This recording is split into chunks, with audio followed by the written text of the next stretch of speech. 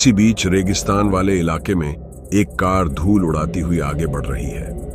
उस कार में 5 लोग बैठे हैं, मीरा, वैशाली, राघव, नितेश और दिलीप। ये पांचों कॉलेज के दोस्त हैं और आज राजस्थान के एक सुनसान इलाके में पिकनिक मनाने के लिए जा रहे हैं। इन सभी को ऐसी वीरान और रोमांचक जगहों पर एडवेंचर करना बेहद पसंद है, इसलिए वे इस बार भी राजस्थान के किसी दूरस्थ और सुनसान स्थान की ओर निकल पड़े हैं। दिलीप कार चला रहा है, नितेश उसके पास वाली सीट पर बैठा है, जबकि मीरा, वैशाली और राघव पीछे की सीट पर बैठे हैं। सब आपस में हंसी मजाक और बातचीत करते हुए रास्ते का आनंद ले रहे हैं, पर आज उनके साथ जो होने वाला है उसका उन्हें जरा भी अंदाजा नहीं है। अरे दिलीप, हम अब तक कई जगहों पर पिकनिक मनाने गए हैं, लेकिन राजस्थान वाले इलाके में कभी नहीं गए। आज तो बड़ा मजा आएगा ना पिकनिक मनाने में। क्या कहती हो मीरा? अरे हाँ वैशाली, तुम बिल्कुल सही कह रही हो।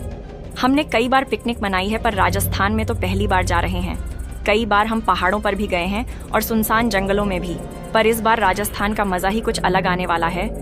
हाँ, तुम दोनों सही कह रहे हो। हम लोग आज तक राजस्थान में पिकनिक मनाने नहीं गए थे, इसीलिए तो मैंने ये प्लान बनाया कि इस बार कॉलेज की छुट्टियों में तो राजस्थान ही जाना है। और बस तुम सब राजी हो गए और हम निकल पड़े, और वाकई हम वहां पर पहुंचकर कुछ बढ़िया बढ़िया सी चीज पकाकर खाएंगे। पर हाँ, तुम दोनों ने खाने पीने का सारा सामान कार की डिक्की में ठीक से रखा है ना? अरे नितेश, तुम क्यों फिक्र कर रहे हो? मैं और मीरा ने मिलकर सारा सामान डिक्की में ठीक से रख दिया है। बस थोड़ी देर में जब हम कहीं कैंप लगाएंगे तो वहीं पर कुछ पकाकर खा लेंगे। अरे खाने पीने की बात तो छोड़ो, लेकिन तुम लोगों ने पानी ज्यादा लिया है ना? क्योंकि मैंने बचपन में कई बार अपनी अम्मा से सुना था कि रेगिस्तान में पानी न मिलने के कारण कई लोगों की जान चली गई थी। अम्मा यह भी कहा करती थीं कि जिनकी मौत यहाँ प्यास से हुई, उनकी आत्माएं आज भी इस रेगिस्तान में भटकती रहती हैं। कहते हैं कभी कभी रात के सन्नाटे में उनकी परछाइयां नजर आती हैं और अजीब अजीब आवाजें सुनाई देती हैं। इसलिए मेरा तो यही कहना है कि हमें यहाँ थोड़ा संभल कर रहना चाहिए, क्योंकि ये जगह जितनी शांत लगती है उतनी ही रहस्यमयी भी है। अरे हाँ राघव, तुम्हारी पानी ज्यादा लेने वाली बात तो मुझे बिल्कुल सही लगी, लेकिन जो तुमने कहा ना कि यहाँ पर आत्माएं वगैरह भटकती रहती हैं, वो बात मुझे ज्यादा सच नहीं लगी। मतलब तुम्हारी अम्मा ने शायद बचपन में तुम्हें ऐसी कहानियां सुनाई होंगी, इसलिए तुम ऐसा सोच लेते हो, पर असलियत में तो ऐसा कुछ भी नहीं होता राघव। ये सब बस लोगों के डर और बातों का बनाया हुआ भ्रम है। अरे दिलीप, तुम मानो या ना मानो, पर हमें यहाँ थोड़ा सावधानी और सतर्कता से रहना ही ठीक रहेगा। मुझे पता है तू ऐसी बातों पर यकीन नहीं करता, लेकिन ऐसी जगह पर संभल कर रहना ही सबसे बड़ी समझदारी है। वह लोग आपस में बातें करते हुए आगे बढ़ रहे थे। राघव को रेगिस्तान में सफर करना कुछ ठीक नहीं लग रहा था। उसे हल्की सी बेचैनी महसूस हो रही थी, लेकिन वहीं वैशाली, मीरा, दिलीप और नितेश, इन चारों को सफर का और भी ज्यादा मजा आ रहा था। कुछ देर बाद पांचों एक जगह पहुंचते हैं, गाड़ी से नीचे उतरते हैं और वहीं पर टेंट लगाने का फैसला करते हैं। ये जगह टेंट लगाने के लिए एकदम सही है। मुझे लगता है अब हमें यहीं पर ही टेंट लगा देना चाहिए। क्या कहता है नितेश? हाँ दिलीप, तू सही कह रहा है, हमें यहीं पर ही टेंट लगा देना चाहिए। और हाँ, तब तक मीरा और वैशाली तुम दोनों जाकर कुछ लकड़ियां ढूंढ लाओ। हम तब तक टेंट लगाते हैं, फिर साथ में कुछ खाने पीने का बंदोबस्त करते हैं। ठीक है, तुम तीनों 2 टेंट लगा लो, तब तक मैं और वैशाली खाना पकाने के लिए कुछ लकड़ियां ढूंढ लाते हैं। अरे देखो मीरा और वैशाली, मैं तुम्हें डरा नहीं रहा, बस तुम्हारे भले के लिए कह रहा हूँ। ज्यादा दूर जाकर लकड़ियां मत ढूंढना, यहीं आसपास से ही कुछ लकड़ियां ढूंढ कर आ जाना। मुझे ये जगह कुछ ठीक नहीं लग रही। अरे राघव, फिक्र मत करो, हम ज्यादा दूर नहीं जाएंगे, जल्दी ही लौट आएंगे। तब तक तुम लोग टेंट लगाने का बंदोबस्त करो, काम जल्दी निपटा लो, हम तुरंत लकड़ियां ढूंढ कर आते हैं। मीरा और वैशाली धीरे धीरे लकड़ियां ढूंढने के लिए निकलती हैं। उधर राघव, नितेश और दिलीप ये सोचने लगते हैं कि टेंट किस तरह लगाया जाए। धीरे धीरे ठंड और बढ़ने लगती है, आसमान में ठंडी धुंध छा जाती है और हवा और भी सर्द हो जाती है। थोड़ी देर बाद मीरा और वैशाली लकड़ियों की एक गठरी उठाकर टेंट की ओर लौटती हैं। तब तक तीनों लड़कों ने दोनों टेंट अच्छे से लगा दिए होते हैं। मीरा और वैशाली के लकड़ियां लाने के बाद सबने मिलकर मैगी पकाई और एक साथ बैठकर गर्मा गर्म मैगी खाने लगे। खाना खत्म होने के बाद वे लोग काफी देर तक आपस में बातें करते रहे। फिर तीनों लड़के अपने टेंट में चले गए। और मीरा व वैशाली भी अपने टेंट के अंदर चली गईं। कुछ देर बाद टेंट के बाहर जल रही लकड़ियां बुझने लगीं और धीरे धीरे सन्नाटा और गहराने लगा। इसी बीच टेंट के अंदर सो रही मीरा को किसी चीज की हल्की सी आवाज सुनाई दी। आवाज सुनकर मीरा तुरंत उठ खड़ी हुई और वैशाली को भी जगा दिया। अरे मीरा, क्या हुआ? तूने मुझे क्यों जगाया? कोई बात है क्या? अरे वैशाली, अभी कुछ ही देर पहले तुझे कोई आवाज सुनाई नहीं दी थी क्या? अरे नहीं तो मीरा, मुझे तो कोई भी आवाज सुनाई नहीं दी थी। वैसे तुझे कैसी आवाज सुनाई दी थी? अरे हाँ वैशाली, शायद तुझे कोई आवाज सुनाई नहीं दी होगी, क्योंकि जब वो आवाज आ रही थी तब तू गहरी नींद में सोई हुई थी। चल बाहर चलकर देखते हैं आखिर मामला क्या है। दोनों टेंट के बाहर निकलती हैं और इधर उधर नजर दौड़ाती हैं। दूर कहीं उन्हें एक आकृति सी नजर आती है। उसे देखकर दोनों कुछ पल के लिए सोच में पड़ जाती हैं, लेकिन मीरा को वहां पर जाकर देखने की इच्छा होती है। वह जानना चाहती है कि आखिरकार वहां पर है क्या।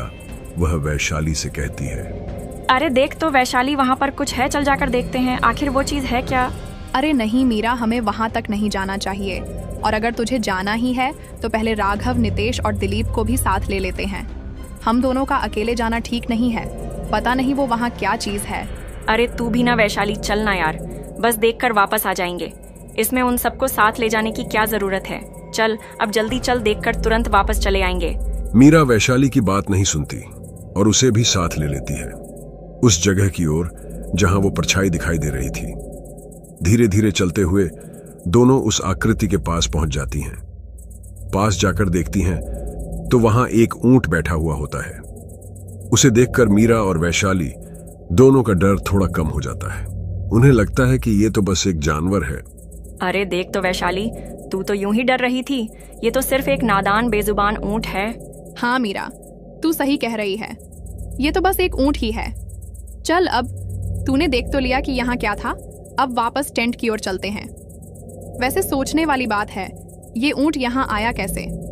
इसका कोई मालिक भी तो नजर नहीं आ रहा।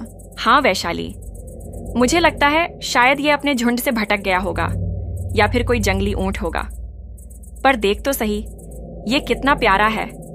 और वैसे मैंने आज तक कभी ऊंट की सवारी नहीं की है। चल ना, हम दोनों थोड़ी देर के लिए इस ऊंट पर बैठ जाते हैं। देख तो कितना सुंदर है ये। अरे मीरा, तू पागल हो गई है क्या?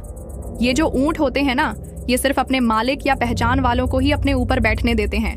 अगर हम चढ़ेंगे तो ये हमें नीचे गिरा देगा। अरे वैशाली, तू खामखा ही डर रही है। देख, मैं अभी इस ऊंट पर चढ़ जाती हूँ, ये कुछ नहीं करेगा। रुक, मैं इस ऊंट पर चढ़कर तुझे दिखाती हूँ। मीरा वैशाली की बात नहीं सुनती और ऊंट पर चढ़ जाती है। जैसे ही वह ऊंट पर बैठती है, ऊंट खड़ा होता है और चलने लगता है। यह देखकर वैशाली घबरा जाती है और जोर से चिल्लाकर कहती है, अरे मीरा, तू चुपचाप ऊंट पर क्या बैठी हुई है? जल्दी नीचे उतर जा। अरे वैशाली, देख तो सही, मैं कैसे नीचे उतरूं? ये ऊंट तो रुक ही नहीं रहा है। वैशाली, तू कुछ भी कर पर इस ऊंट को रोक। दोनों आपस में चिल्लाते रहते हैं, लेकिन ऊंट धीरे धीरे मीरा को लेकर आगे बढ़ता जाता है। मीरा लगातार चिल्ला रही होती है, पर ऊंट रुकने का नाम नहीं लेता। कुछ ही देर में ऊंट मीरा को लेकर अंधेरे में गायब हो जाता है। वैशाली घबराकर टेंट की ओर भागती है। उसे समझ में आ जाता है कि ऊंट को रोकना अब उसके बस की बात नहीं है। वह दौड़ती हुई टेंट तक पहुंचती है और जोर जोर से चिल्लाती है, राघव, दिलीप, नितेश, जल्दी बाहर आओ, मीरा को ऊंट ले गया है। वैशाली की चीख सुनकर कुछ ही देर में तीनों, राघव, दिलीप और नितेश, टेंट से बाहर निकल आते हैं। राघव गंभीर स्वर में आश्चर्य से बोलता है, अरे वैशाली, क्या हुआ? तू इतनी घबराई हुई क्यों है? और मीरा कहाँ गई? वो ऊंट मीरा को उठाकर ले गया। मैंने उसे रोकने की बहुत कोशिश की, लेकिन वो भाग गया। अरे अरे वैशाली, तू घबरा मत। जो कुछ भी हुआ है हमें साफ साफ बता। ऐसे डरने से कुछ नहीं होगा। बस शांत होकर सब बता कि वहाँ क्या हुआ था। हम दोनों टेंट में सो रहे थे, तभी अचानक मीरा को कुछ आवाज सुनाई दी। मैंने उसे कहा कि बाहर जाना ठीक नहीं है, पर मीरा ने मेरी बात नहीं मानी और मुझे भी साथ ले गई। हमने दूर एक परछाई सी देखी। मैंने फिर भी मीरा से कहा कि वहाँ जाना सही नहीं है, लेकिन वो जिद करने लगी।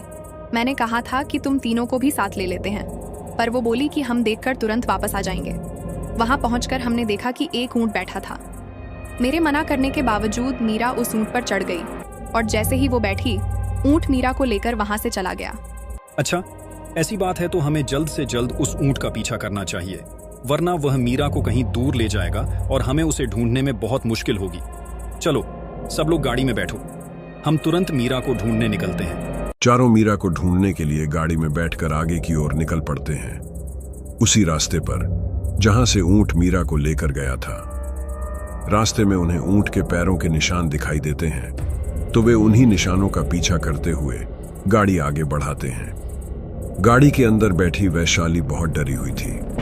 उसके मन में यही डर था कि अगर मीरा को कुछ हो गया तो वह जाकर उसके मम्मी पापा को क्या जवाब देगी। उसी बीच राघव गाड़ी में बैठे सभी से कहता है, देखो सब लोग, अब हम सही रास्ते पर हैं। ऊंट के निशान साफ दिख रहे हैं, लेकिन सबको सावधान रहना होगा। रात गहराती जा रही है और पता नहीं आगे क्या मिलने वाला है। अरे हाँ राघव, तू बिल्कुल सही कह रहा है, और तूने जो पहले कहा था वो भी अब सच साबित हो रहा है। काश हमने तेरी बात तभी मान ली होती, तो हमें अब इतनी परेशानी और खतरे में नहीं पड़ना पड़ता। अरे वैशाली, फिक्र मत कर, जो होना था वो हो गया। अब हमें इन बातों में वक्त जाया नहीं करना चाहिए। अभी जो हुआ है उसी पर ध्यान देना जरूरी है। हमें जल्द से जल्द मीरा को ढूंढना होगा, और तू अब घबराना बंद कर, बस चुपचाप बैठ जा, हम मीरा को ढूंढ लेंगे। सभी लोग बेचैनी में आगे बढ़ रहे थे। मन में यही सवाल था कि आखिर मीरा कब और कहां मिलेगी। हर किसी के दिल में थोड़ा थोड़ा डर था, लेकिन कोई भी उस डर को जाहिर नहीं कर रहा था। दिलीप लगातार वैशाली को हिम्मत दे रहा था कि मीरा जल्द ही मिल जाएगी। गाड़ी में सन्नाटा पसरा हुआ था। रात और भी डरावनी हो चुकी थी। न किसी इंसान की आवाज, न किसी जानवर की। चारों ओर बस गहरा सन्नाटा था। कुछ समय बीतने के बाद वे लोग रेगिस्तान के और भी अंदर आ चुके थे। अब उन्हें न कोई रास्ता समझ आ रहा था, न ही किसी के मोबाइल में नेटवर्क था। ऊंट के पैरों के निशान तो मिल रहे थे, पर ऊंट खुद कहीं दिखाई नहीं दे रहा था। थोड़ा आगे बढ़ते ही अचानक उनकी गाड़ी झटके से रुक जाती है और धीरे धीरे रेत में धंसने लगती है। सब घबराकर जल्दी जल्दी गाड़ी से बाहर निकलते हैं।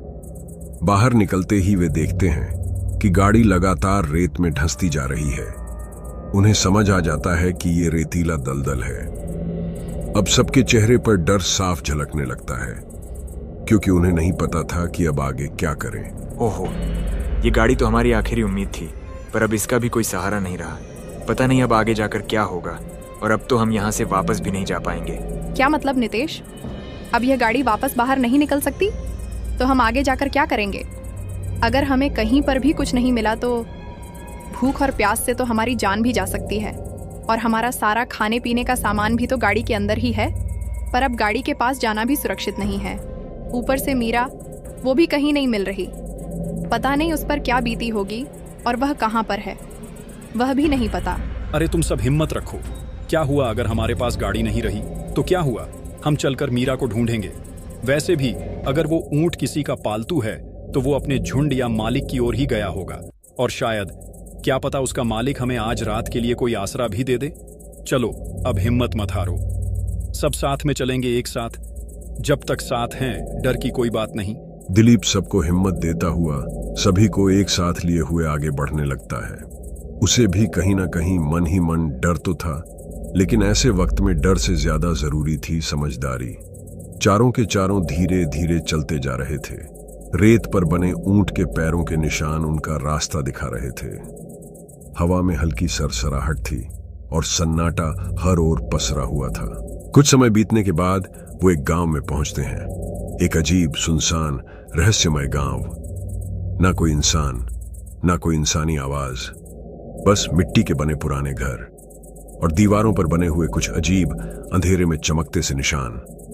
पूरा गांव जैसे किसी डरावने राज में डूबा हुआ था। चारों के चारों उन कच्ची दीवारों को घूरते रह जाते हैं। उन्हें समझ नहीं आ रहा था, इतने अंदर रेगिस्तान में, इतनी वीरानी के बीच ये गांव आखिर आया कहां से। सभी चौंक जाते हैं और फिर धीरे धीरे फुसफुसाते हुए एक दूसरे से बात करने लगते हैं।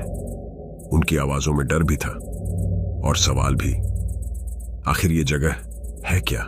इतनी गहरी रेगिस्तान के अंदर पूरा का पूरा गांव बसा पड़ा हुआ है। देखो तो सही, कैसी कच्ची मिट्टी के घर हैं, जैसे बरसों से किसी ने इन्हें छुआ तक ना हो। नहीं वैशाली, माना कि यह कच्ची मिट्टी के घर हैं, पर ये मुझे कई जमाने पुराने तो नहीं लगते। अक्सर ऐसे रेगिस्तानी इलाकों में रेत के तूफान उठते रहते हैं और रेत इन घरों के ऊपर तक जम जाती है, जिससे यह जगह हमें पुरानी और उजड़ी हुई लगती है। लेकिन मुझे नहीं लगता कि यह गांव बहुत पुराना है। मुझे तो ऐसा लग रहा है जैसे बस ऊपर रेत चढ़ गई हो। अरे वह सब तो ठीक है, पर हमें अब इस गांव के अंदर जाना चाहिए या नहीं? देखो तो सही, ऊंट के पैर के निशान तो यहीं इसी गांव के अंदर जाते हुए दिखाई दे रहे हैं। अरे नितेश, हमें इस गांव में जाना ही पड़ेगा। या तो हमें मीरा मिलेगी या फिर यहीं हमारा अंत होगा। अब वापस लौटने का कोई रास्ता नहीं बचा। अगर बचने की कोई आखिरी उम्मीद है तो वो बस यही गांव है। चलो, अगर कोई इंसान वगैरह मिल जाए तो अच्छा रहेगा।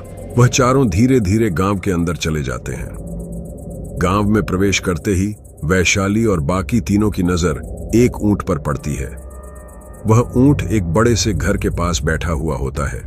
उसे देखकर सभी चौंक जाते हैं और उनके मन में एक नई उम्मीद जग उठती है। शायद अब उन्हें मीरा मिल जाएगी या फिर इस गांव में कोई इंसान मिल जाए। अरे राघव, नितेश, दिलीप, ये वही ऊंट है। वही ऊंट जो मीरा को अपने ऊपर बिठाकर भाग गया था।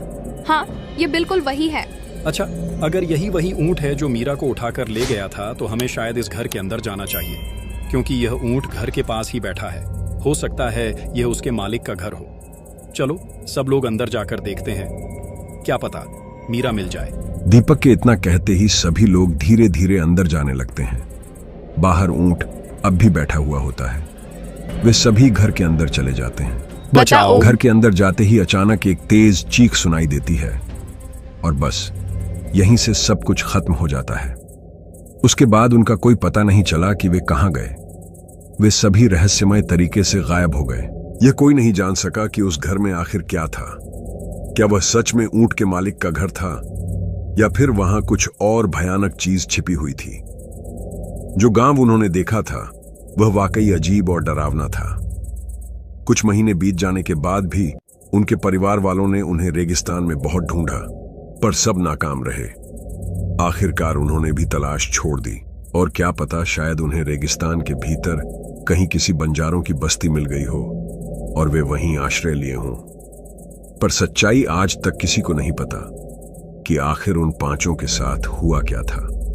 यह साफ साफ नहीं कहा जा सकता कि उनके साथ भूत प्रेत का कोई मामला था या कुछ और। क्या पता रास्ता न मिलने के कारण उन्होंने उसी रेगिस्तान में दम तोड़ दिया हो। पर सच क्या है, यह आज तक किसी को भी नहीं पता।